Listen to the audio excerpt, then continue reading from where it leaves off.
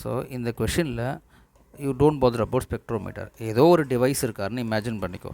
Okay, அந்த டிவைஸ்லேருந்து ஒரு ion வெளியே வராரு. அந்த அயான் வந்து சார்ஜ் வந்து கிரேட்டர் தேன் 0. அப்போ இட்ஸ் அன் பாசிட்டிவ் சார்ஜ். ஓகேவா?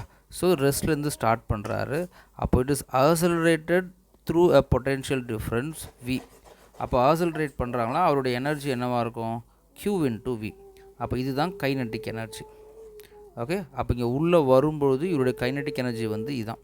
அப்போ கைனட்டிக் எனர்ஜி ஃபார்முலா என்னது? q into v. We know that this is half mv². அப்போது இவர் இங்கே உள்ளே வரும்போது கான்ஸ்டன்ட் வெலாசிட்டியில் வருவார். அந்த வெலாசிட்டி என்ன? இது வந்து potential. This is potential, this is velocity. This velocity will be equal to what? 2qv by 2qv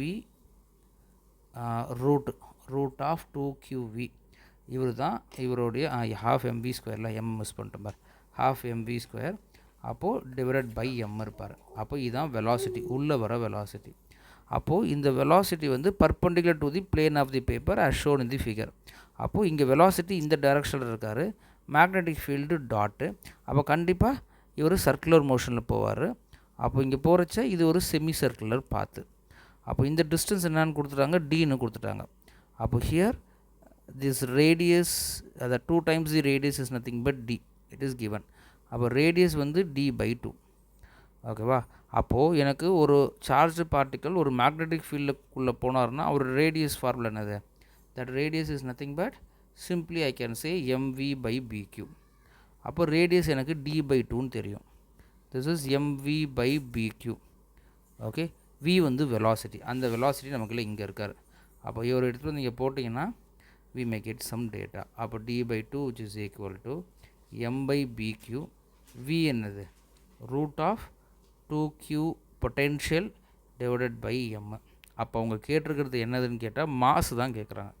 அப்போ இதிலிருந்து நம்ம மாஸை கொண்டு வரலாம். ஸ்கொயர் ஆன் போத் சைட் பண்ணோன்னா d²/4 which is equal to m²/b²q² into root cancel ஆகிட்டார்னா 2q potential divided by m.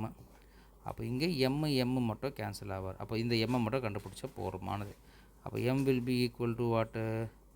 So here d². இவரை மேலே கொண்டு போனால் b²q² whole divided by what I will get? 8qv. இப்போ b²q² d². Okay, b²q² d². ஒரு q தான் இருக்குது நமக்கு, 2 q. இங்கே ஒரு q கேன்சல் பண்ணணும். அப்போது d²b²q/8v. 8v இங்கே மட்டும்தான் இருக்கார். அப்போது option C is correct. Okay,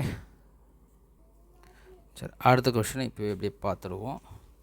so let me erase this everything.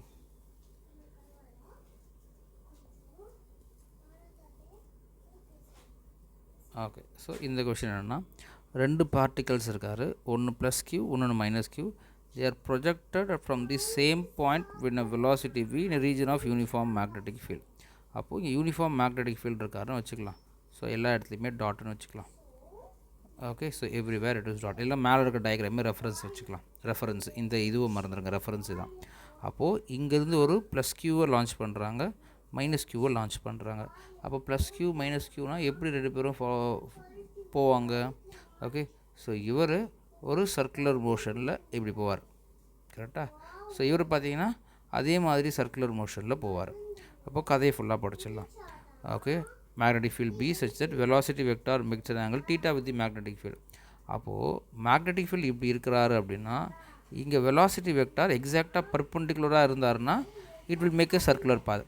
But at some angle தீட்டானா there will be an velocity component which is parallel to the magnetic field. There will be a velocity component which is perpendicular to the magnetic field. இவர் circular மோஷனில் போகிறதுக்கு help பண்ணுவார், இவர் linear மோஷனில் போகிறதுக்கு help பண்ணுவார். அப்போ அவர் ஒரு ஹெலிக்கல் மோஷனில் போவார். This we know. இதில் சேஞ்சஸ் என்ன அப்படின்னா, ரெண்டுமே ஒரே வெலாசிட்டியில் தான் லான்ச் பண்ணுறாங்க. ஓகே, லான்ச் பண்ணும்போது பட் ஆனால் அவருடைய மாசஸ் மட்டும் m/2m.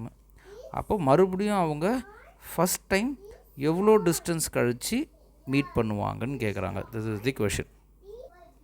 அப்போது இவர் எப்படி மோஷன் போவார்ன்றதை நான் வரைஞ்சி காட்டுறேன் பாருங்கள். இப்போ இங்கே மேக்னெட்டிக் ஃபீல்டு இருக்காருன்னு வச்சுக்கோங்களேன். ஓகே, இந்த பிளாக் கலரில் இருக்கிறது ஃபுல்லாக மேக்னெட்டிக் ஃபீல்டுன்னு இமேஜின் பண்ணிக்கோ. இப்போது இங்கே ஒரு மாஸ் எம்மை நான் லான்ச் பண்ணுறேன், அதே டைரக்ஷனில் நான் 2m லான்ச் பண்ணுறேன். ஓகே, இது ப்ளஸ் கியூ, இது மைனஸ் கியூ. ஆனால் ரெண்டுத்துக்குமே என்ன பண்ணிருக்கோம், இந்த டைரக்ஷனில் தான் you will be having v parallel. அப்போது ரெட்டு பார்த்தீங்கன்னா தட் இஸ் எம் பார்த்தீங்கன்னா இப்படி போவார். கரெக்டாக இவர் வந்து ஆன்டி கிளாக்வைஸ் டைரக்ஷனில் வரைஞ்சிருக்கிறேன்னு வச்சுப்போம். அப்போது இந்த 2m இவர் மைனஸ் கியூ, அப்போ அவர் ஆன்டி கிளாக்வைஸ் டைரக்ஷனில் போவார். ஓகே, ஆனால் இதே மாதிரி தான் போவார். இப்படி போகிறதுக்கு பதிலாக அவர் இப்படி போவார். Okay, I will write in yellow. Okay, அவர் ஆன்டி கிளாக்வைஸுக்கு பதிலாக கிளாக்வைஸை சுற்றிக்கிட்டே அதே மாதிரி போவார். Okay, this is how both of them will move. Okay, so இது பாசிட்டிவ், அது நெகட்டிவ்னா இது கிளாக் வைஸ்னால் அது ஆன்டி கிளாக் வைஸ், இப்படி தான் போவார். இப்போ இங்கே கேள்வி என்னென்னா, எப்போ ஃபஸ்ட் டைம் அவங்க மீட் பண்ணுவாங்க, இவர் மாஸ் வேறு, அப்போ எந்த இடத்துல மீட் பண்ணுவாங்க? சப்போஸ் இங்கே மீட் பண்ணுறாங்கன்னு வச்சுப்போம். அப்போது I have to find this distance. அப்போது they are asking pitch actually. கரெக்டாக எங்கேயோ ஒரு இடத்துல மீட் பண்ணுறாரு. பிட்ச்னா parallel velocity into time of meeting. கரெக்டாக ரெண்டு பேரும் எப்போ மீட் பண்ணுறாங்கன்றதை கண்டுபிடிக்கணும். அப்போது this parallel velocity is what, ரெண்டு பேருமே ஒரே வெலாசிட்டி தான் லான்ச் பண்ணுறாங்க. அப்போ பேரலல் வெலாசிட்டி ரெண்டுத்துக்குமே சேம் தான், this is V cos theta. Okay, அப்போ டைம் ஆஃப் மீட்டிங் தான் கண்டுபிடிக்கணும். அப்போ எப்போ மீட் பண்ணுவாங்க, ரெண்டு பேரும் மாஸ் வேறு வேறு, அப்போது ரெண்டு பேருடைய சுற்றுற டைமும் வேறு வேறு இருக்கும். அப்போ அதை ஃபஸ்ட்டு கண்டுபிடிக்கலாம். What is the time period for an circular motion? நான் எம்முக்கு 1ன்னு வச்சுக்கிறேன். ஓகே, 2m t2ன்னு வச்சுக்கலாம். ஓகே, t2 அவர் சுற்றுற டைம் பீரியட் t2. அப்போ we know the direct formula for time period. So time period is what, 2πm/bq. So 2πm/bq இதுதான் formula. இப்போ இவருக்கு பார்த்தீங்கன்னா mass m, அப்போ இவரை மட்டும் கேபிட்டல் M போட்டுக்கலாம். அப்போ இவருக்கு எடுத்திங்கன்னா 2π, இவர் 2m, அப்போ 2mனா இங்கே என்னவா மாறிடுவார், 4πm/bqவாக மாறிடுவார். ரெண்டுமே ஒரே மேக்னிடியூட் ஆஃப் தி சார்ஜ் தான், அப்போ அப்படியே வச்சுக்கலாம். அப்போது இவருடைய டைம் பீரியடும் பார்த்தீங்க அப்படின்னா இட் இஸ் ஆக்சுவலி ட்வைஸு.